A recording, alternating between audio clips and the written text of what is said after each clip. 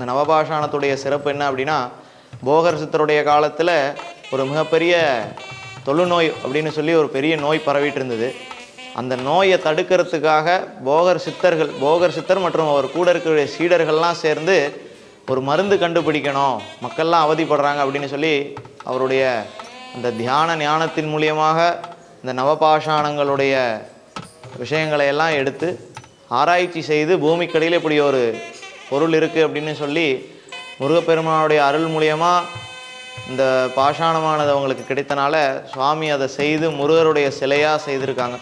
இப்போது இந்த நவபாஷாணத்தில் என்ன விசேஷம் அப்படின்னா, நம்மளுடைய பூமியில் இருக்கக்கூடிய வெப்பநிலை மற்றும் கதிர்வீச்சு விஷயங்களால் தான் நம்மளுடைய உடலில் நம்ம சாப்பிட்ற சாப்பாடு முதற்கொண்டு எல்லாம் சரியாக ஜீரணமாகுது. அப்போது இந்த உடல்நிலை மாற்றமானது ஏதாவது சமநிலையற்று போகும்போது நம்மளுக்கு நோய்வாய்ப்படுறோம். அப்போ தான் நம்மளுக்கு சளி, காய்ச்சல் அந்த மாதிரி விஷயங்கள்லாம் வர்றது. அப்போது இந்த சமநிலையாக இருக்கணும் அப்படின்னா நம்ம இந்த நவபாஷாணம் அப்படின்னு சொல்லக்கூடிய இந்த பாஷாணத்துக்கிட்ட இருந்தோம் அப்படின்னா அந்த கெட்ட கதிர்வீச்சுகளும் தட்பவெட்ப நிலைகள்லாம் சமமாக்கி தரக்கூடிய வலிமை இந்த 9 பாஷாணங்களுக்கு உண்டு. KBG Trips. Think holidays. Think KBG Trips. For bookings and inquiries, WhatsApp 9629911889.